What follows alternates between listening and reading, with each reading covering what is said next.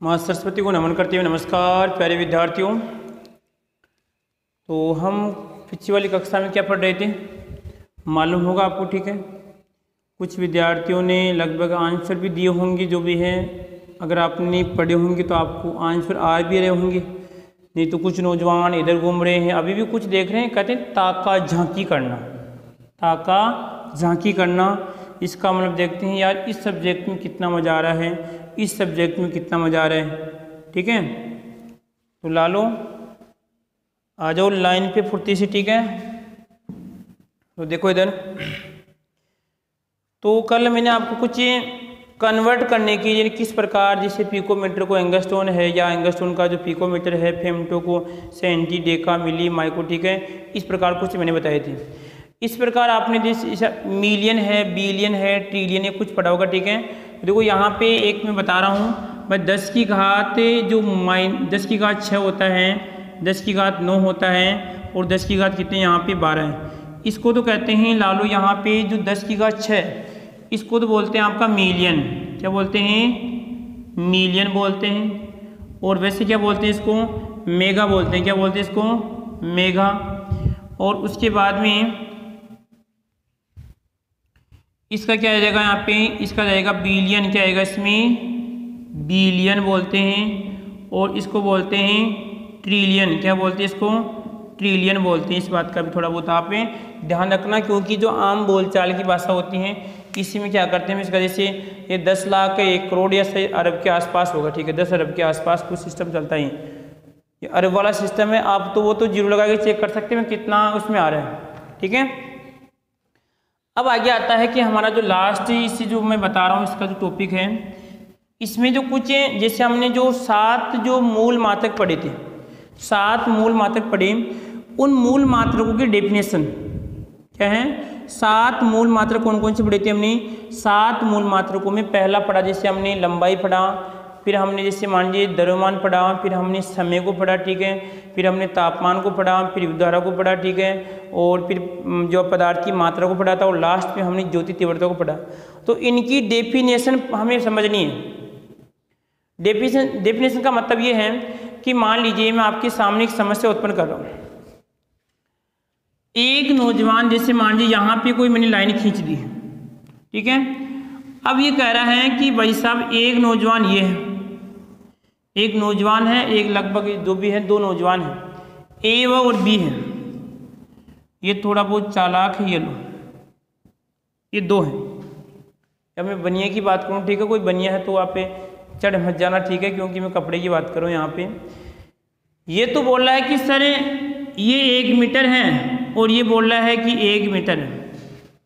अब समस्या खड़ी हो गई कि सर हम इसकी बात को माने या इस नीचे वाले की बात को माने। या वैसे मान लो एक लाला और यहाँ पे बी आपकी केस में लाली है, तो बताओ आप लाली की बात मानोगे या लाला की बात मानोगे? आपके सामने एक लाली और एक लाला समस्या लेके आ गया। क्या समस्या लेके आया यहाँ पे कि वो तो कह रहा है कि मैं तो इसको जो आपको इतनी दिख रही उसको 1 मीटर मानूंगा, और ये कहता है कि सर मैं इसको 1 मीटर मानूंगा। तो आप किसकी बात को मानेंगे बताओ?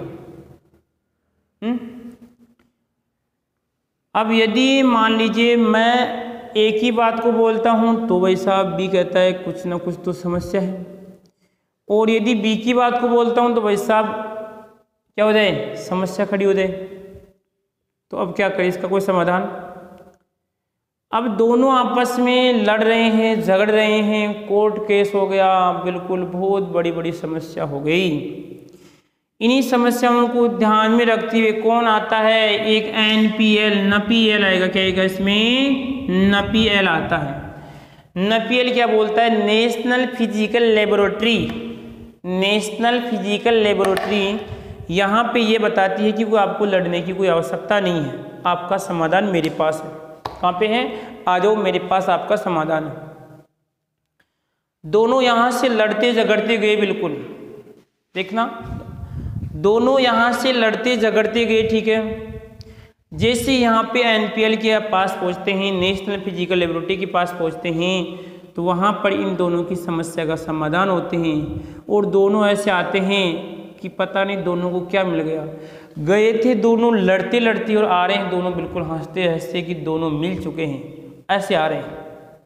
तो इसका कारण क्या है कि ये मिलाने का काम कौन कर रही है, ये मिलाने का कार्य एनपीएल कर। इस एनपीएल क्या ऐसा क्या है, तो लालू इस एनपीएल के पास ऐसे कुछ यहाँ पे सिस्टम है, इन्होंने फिक्स कर रखा है एक निश्चित लंबाई को, एक निश्चित दूरी को फिक्स कर रखा है कि ये दूरी कितनी होगी, 1 मीटर होगी। क्या होगी, 1 मीटर होगी। उसने यहाँ पे एक निश्चित लंबाई को फिक्स कर रखा है। किस आधार पे, इसने भी किस आधार पे किया, उसने इस आधार पे किया कि यदि मान लीजिए निर्वात, क्या है, निर्वात में जो प्रकाश की चाल है ना, निर्वात में प्रकाश की चाल यदि 1 सेकंड के 292, 700, लगभग 299, 792, 448, कितने आएंगे इसमें, 458, ऐसे मान लो कि 458 सेकंड, समझ रहे हो यहाँ पे, यह आपके सेकंड है भाई, क्या समझिए। निर्वात में जो प्रकाश की चाल है ना, प्रकाश की चाल, निर्वात में प्रकाश की चाल यदि 1 सेकंड का कौन सा भाग है, 1 में यदि आप 299, 792 यदि 458 का भाग देते हैं, और यदि जो आंसर ये जितनी सेकंड आएगी, सेकंड तो कहाँ बहुत कम आएगी, और ये 1 सेकंड में आप इतने का भाग देंगे, जो आंसर आएगा ना वो समय आएगा, उस समय में जितनी दूरी तय करेगी कौन, प्रकाश की चाल, कौन सी स्थिति में, निर्वात में। तो क्या बना परिभाषा कि निर्वात में प्रकाश की चाल 1 सेकंड के इसवें भाग, 1 सेकंड के इस भाग में जो दूरी तय करेगी वो किसके बराबर होगी लालो, 1 मीटर के बराबर होगी। ये कौन बोल रही है, आपकी नपीएल बोल रही है। कौन बोल रही है, नपीएल बोल रही है। और इस नपीएल के पास कौन गए थे, ए और बी गए थे, लड़ते झगड़ते ए और बी गए थे, और आए कैसे, हंसते हंसते आए। तो इसके पास ये सिस्टम था, इसके आधार पे इन्हें संतुष्ट कर दिया, ना मैं तेरी रखूँगा, ना मैं मेरी रखूँगा, ना मैं इसकी रखूँगा, मैं मेरे पास एक सामान है, क्या है, मेरे पास एक सामान है, मैं उससे क्या करूँगा, यहाँ पे दोनों की कुछ रखूँगा। तो यहाँ पे इसी के आधार पे ध्यान रखना, इसी को 1 मीटर माना गया।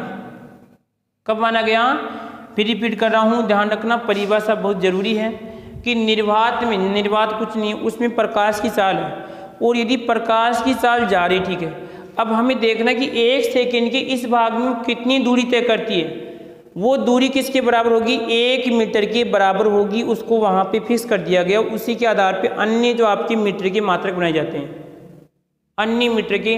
तो यहाँ पे फिर दोनों की समस्या को देखा गया, यदि ये इसके बराबर है तो इसका सही है, और यदि इसके बराबर है तो इसका सही है। तो यदि उसने देखा कि यार वास्तविक सही है तो इसके बराबर होती है, तो कौन से इसमें आपका ए सही होगा। बी यहाँ पे नाराज नहीं हो रहा है, क्योंकि समस्या का समाधान हो गया कि हम फालतू का, हम क्या करें, क्या कहते हैं, फालतू का कहते हैं भाई, काम चला रहे हैं, धक्का मुक्की का काम करें, धक्का मुक्की का काम। जिससे कोई भीड़ होती है ना, तो भीड़ में क्या होता है कि आपको धक्का देने में मजा आता है, ठीक है। तो यही सिस्टम था, ये तो एक धक्का मुक्की काम था, दोनों आप राजी हो के आगे वापस, ठीक है। तो ध्यान रखना कि लंबाई की परिभाषा मैंने आपको बता दी, जो आपकी लंबाई थी उस लंबाई की परिभाषा मैंने आपको बता दी है कि किस प्रकार यहाँ पे लंबाई को परिभाषित किया जाता है। उसके बाद में आता है लालो, यहाँ पर हमारा दूसरा बिंदु आता है द्रव्यमान। क्या आता है आपका, द्रव्यमान आता है। तो द्रव्यमान का भी वही सिस्टम था। इस एनपीएल जो नेशनल फिजिकल लेबोरेटरी है वो फ्रांस में है, वहाँ पर ये सभी के यहाँ पर मात्रक फिक्स किए गए हैं, वहाँ पे सभी के मात्रक फिक्स किए गए। किस प्रकार, देखो यहाँ पे वो कहता है कि यहाँ पे प्लेटिनम और जो इरिडियम होता है, प्लेटिनम और इरिडियम की जो यहाँ पे उस सिलेंडर की लंबाई बता रहा है यहाँ पे। फिर प्लेटिनम और सिलेंडर का जो द्रव्यमान होगा, जो सिलेंडर हैं उन सिलेंडरों का जो द्रव्यमान होगा वो द्रव्यमान किसके बराबर माना जाएगा, लगभग ला लो यहाँ पे 1 किलोग्राम के बराबर माना जाता है, 1 किलोग्राम के बराबर माना जाता है। इस बात का ध्यान रखना है। कहाँ की बात है, NPL की। यदि मान लीजिए वही समस्या उत्पन्न होती है कि वो कहता है कि भाई मेरे पास तो ये कोई 1 किलो का बाट है, उसने क्या किया, थोड़ी बहुत बेईमानी करके इस बाट को यहाँ से काट दिया और दुकान में अपना काम चला रहा है। एक क्या करता है कि उसके पास से एकदम शुद्ध बाट है 1 kg का, तो इसके साथ तोलता है इसका 100 ग्राम कम है और ये लगभग 1 किलोग्राम का है, दोनों में समस्या हो गई। फिर क्या करते हैं, NPL के पास जाते हैं और वहाँ पे क्या करते हैं, पहले इसको इसके साथ तोलते हैं, फिर इसको, यदि इसके बराबर होता है तो राइट कौन सा होगा आपका, ये वाला राइट होगा इसमें। ठीक है, तो याद रखना इसकी परिभाषा कि यहाँ पर द्रव्यमान को हम क्या करते हैं, NPL में आपकी जो भौतिक राशि या द्रव्यमान के द्वारा व्यक्त किया जाता है, इसमें जो आपकी इरिडियम और जो प्लेटिनम के सिलेंडर पाए जाते हैं उनका जो द्रव्यमान होगा उसी के आधार पर हम क्या करते हैं, 1 किलोग्राम द्रव्यमान को क्या करते हैं, हम नोट करते हैं या हम उसको व्यक्त करते हैं। ठीक है, कितनी हो गई आपकी, 2 परिभाषा होगी। अब बनाते हैं तीसरी परिभाषा। कौन सी बनाते हैं, तीसरी परिभाषा कौन सी होगी,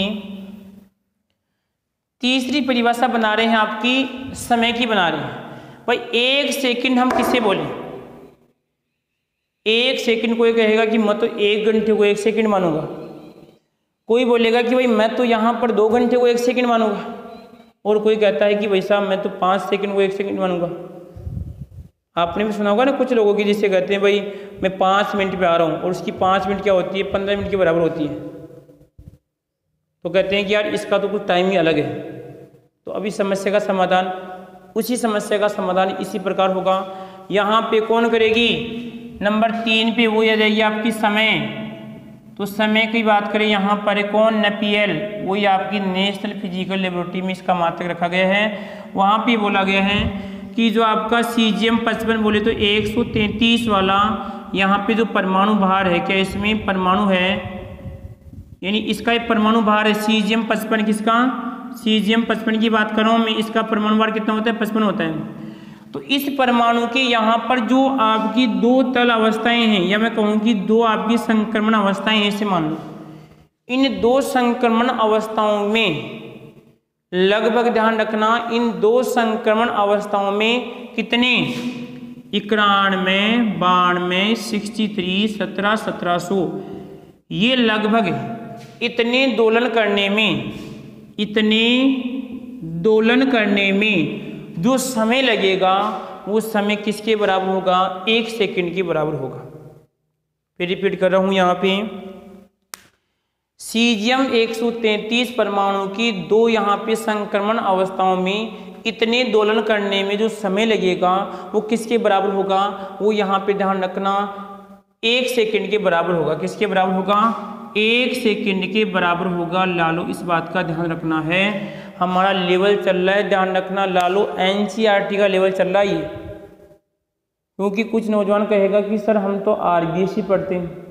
अरे भाई RBSE NCERT से बनी है। RBSE ने क्या किया कि NCERT से कुछ टॉपिक उठाए, उनको छान लिया, ठीक है, कोई दिक्कत नहीं है।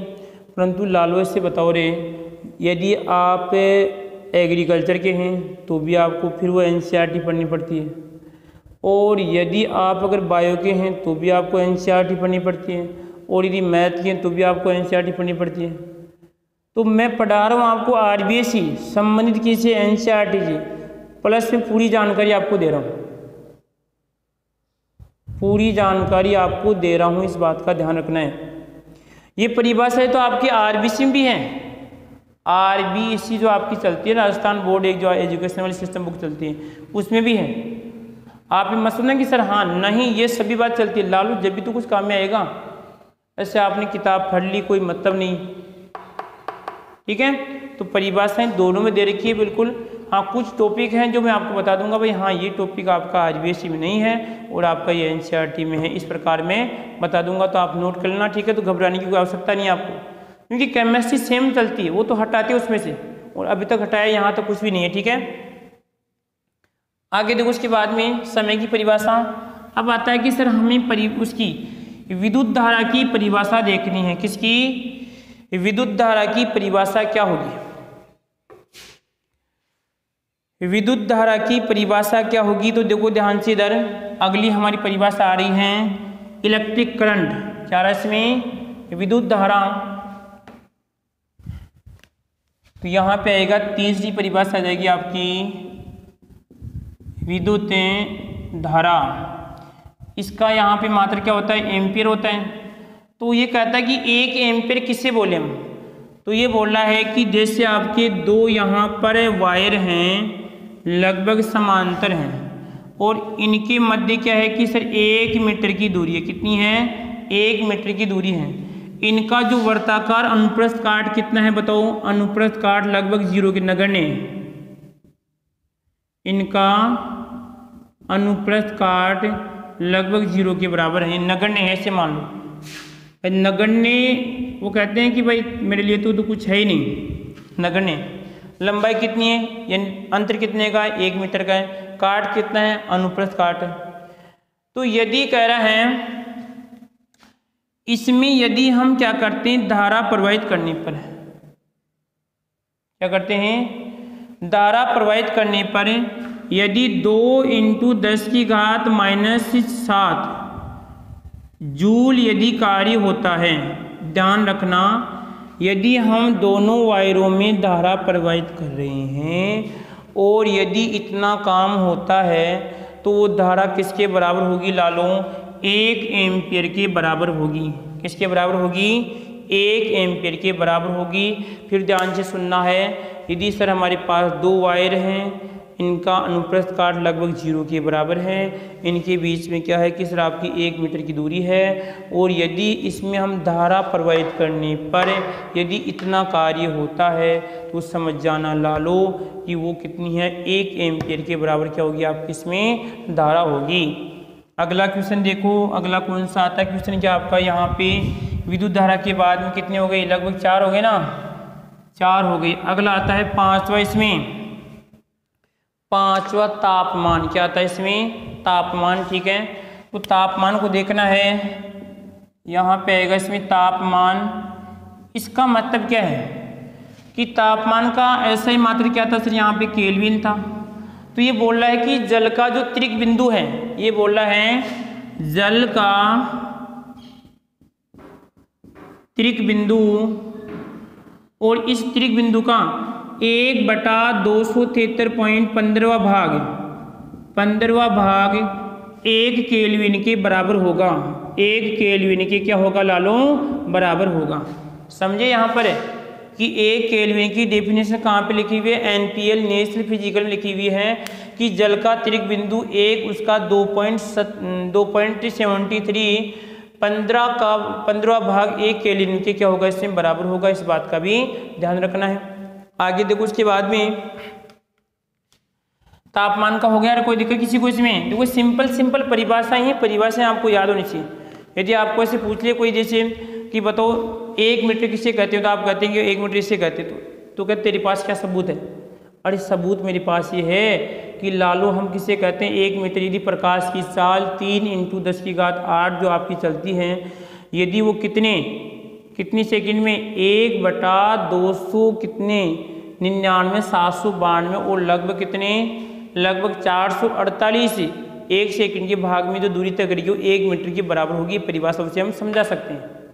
ठीक है, कितनी होगी आपकी? देखो यहाँ पर सर हमने लंबाई पढ़ लिया और यदि हमने द्रव्यमान पढ़ लिया, समय पढ़ लिया, विद्युत धारा पढ़ ली, उसके बाद तापमान। अब 2 बच रहे हैं, एक तो आपकी ज्योति तीव्रता बच रही, ठीक है, और एक बच रही यहाँ पर आपकी कौन सी?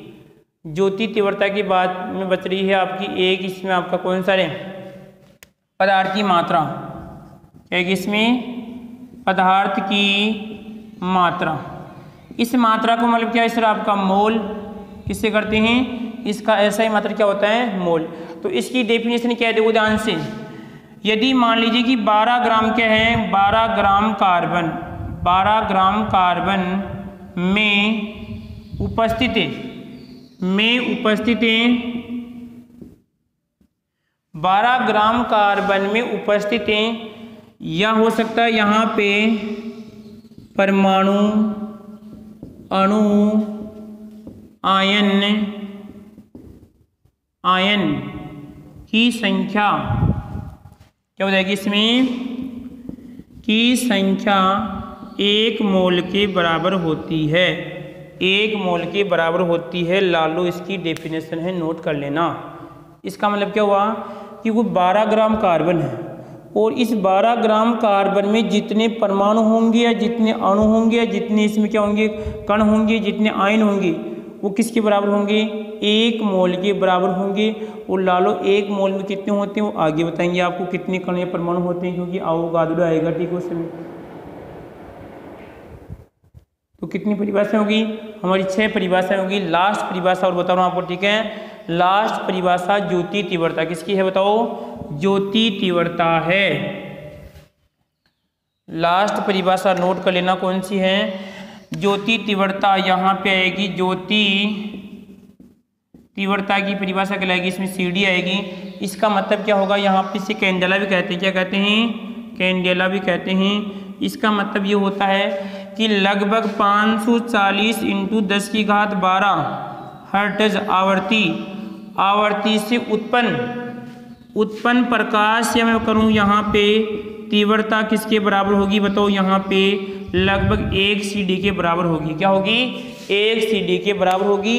540 × 10⁻12 जो हर्ट्ज इन आवृत्ति से लगभग कितना होगा, जो प्रकाश उत्पन्न होगा वो किसके बराबर होगा, 1 CD के बराबर होगा। लालो इस बात का भी आपको ध्यान रखना है, ठीक है।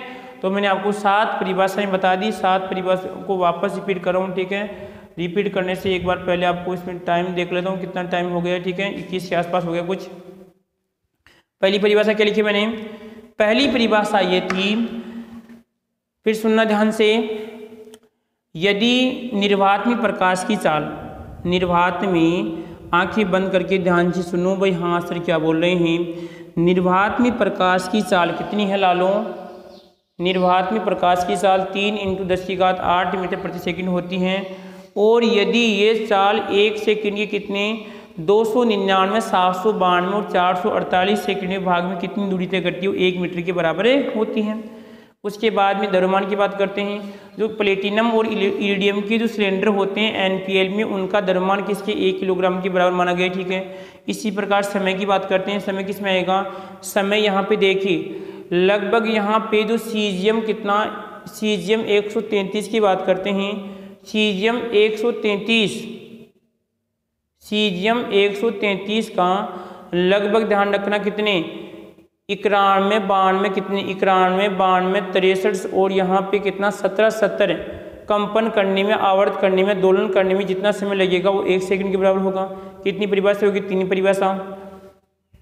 चौथी परिभाषा ध्यान से सुनना कौन सी थी हमारी, तापमान की। जल का त्रिक बिंदु का 1/273 भाग 0.15 किसके बराबर होगा, 1 केल्विन के बराबर होगा। इसी प्रकार एम्पीयर की परिभाषा, 2 वायर हैं उनके मध्य 1 मीटर दूरी है, ठीक है। और यहाँ पे कितना है कि सर 0 नगण्य अनुप्रस्थ काट है। इनमें यदि धारा प्रवाहित करने पे 2 × 10⁻⁷ अगर जूल कार्य होता है तो वो 1 एम्पीयर के बराबर होगी, ठीक है। कितने हो गए भाई, लास्ट 2 और बच रही, ठीक है। 2 में कौन सी आपकी इसमें एक अलग की पदार्थ की मात्रा, तो 12 ग्राम कार्बन में उपस्थित परमाणु अणु आयन की संख्या क्या होती है, 1 मोल के बराबर होती है। लास्ट क्या था कि 540 × 10⁻12 हर्ट्ज आवृत्ति उत्पन्न तीव्रता किसकी होती है, 1 यहाँ पे CD के बराबर होती है। तो लालो ध्यान रखना, 1 क्लास होने के बाद में शायद आपका टेस्ट होगा, तैयारी रखना, ठीक है। 1 टेस्ट होने के बाद, 1 क्लास होने के बाद में शायद आपका टेस्ट होगा, तो तैयारी रखें और रेगुलर क्लास लीजिए।